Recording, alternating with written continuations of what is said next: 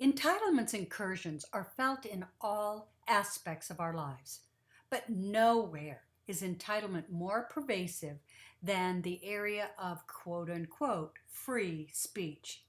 Some people believe that free speech gives them the right to inflict their deficit of decency and lack of consideration on others, because legally it does.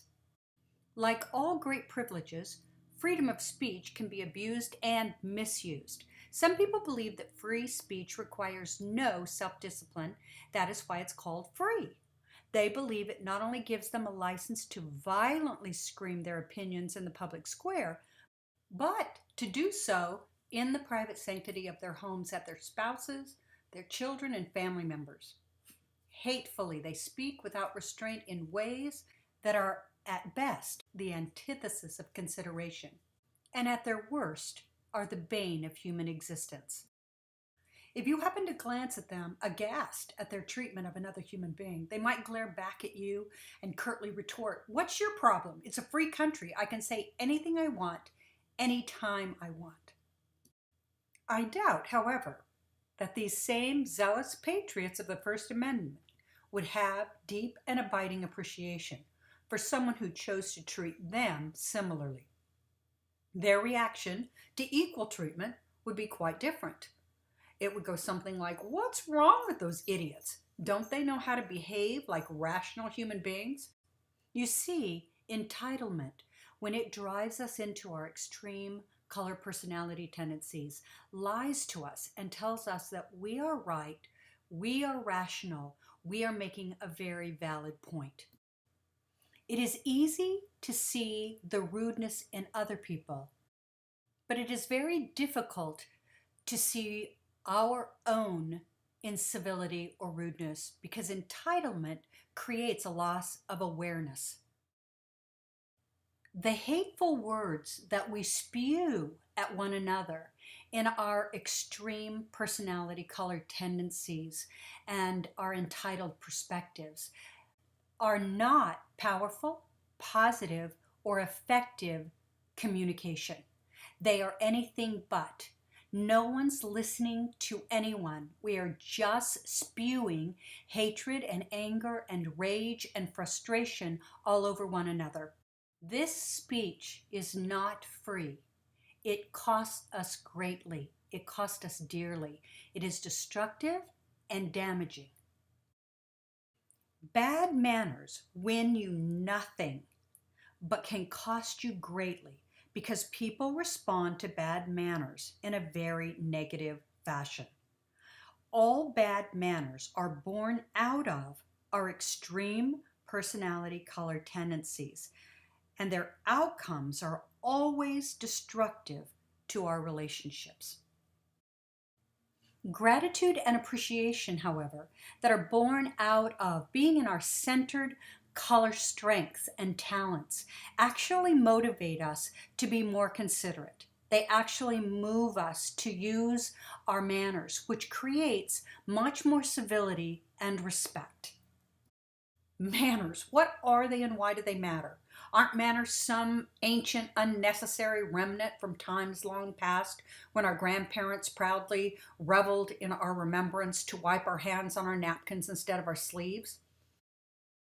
Why in the world, in a training about disrespectful, raging speech, would I bring up something as mundane as manners? The answer is simple. Without a shared basic code of decency, conduct, and behavior, it is impossible to benefit from the blessings of family or community. If you have ever been surprised, aghast, ashamed, frightened, or humiliated by the behavior of a complete stranger, or worse, someone you love, you may have wondered if some members of our society might not benefit from a few management skills, lessons in conduct, and more considerate behavior. Actually, what you were witnessing or experiencing was someone reacting out of their extreme color personality tendencies. It is always uncomfortable and often heartbreaking experience to witness. When someone lives from their centered personality tendencies, they often appear to have good manners. Someone behaving from their centered personality tendencies are usually disarming, charming, but most of all respectful. You see, basic manners that come out of living from our centered strengths are our first introduction to giving and receiving respect. This introduction is critical because we can only learn to respect others through learning to respect ourselves. Most people want to be respected and yet have not learned to be respectful. Being held in a position of respect can feed an ego, but the humility and grace learned through being respectful feeds the soul. All actions taken while in our centered strengths feed the soul. Being polite, in short, is to be civilized, showing regard for others in a courteous manner. Politeness has gotten a bad name. Some believe that politeness is one half good nature and the other half good lying.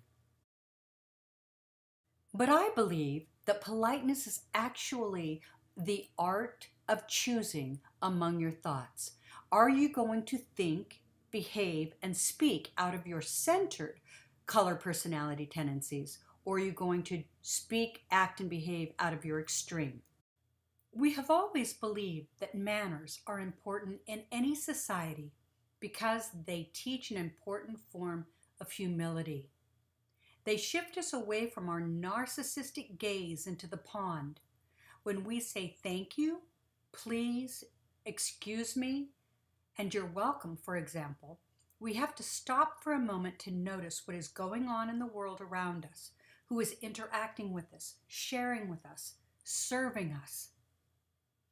Interacting from our centered color personality tendencies force us to ease the death grip that we have on our narcissism long enough to realize that there are others in the world with us.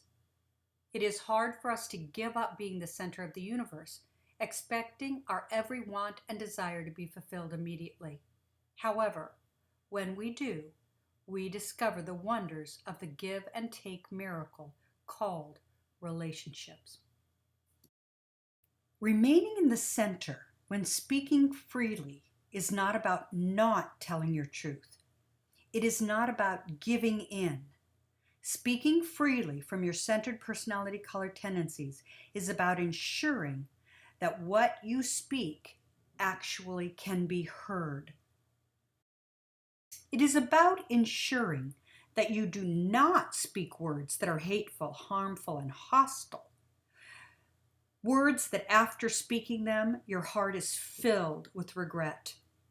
Speaking and behaving in rude, crude, and disrespectful ways closes hearts, minds, and ears of those listening. If it is true freedom of speech you long to uphold, you must remember that free speech is both a right and a responsibility. Make sure your words set yourself and those who hear them free to listen and consider what is being said. Relationships matter. Choose your words wisely and carefully, and do all you can to speak only when you feel aligned and centered with your values and purpose.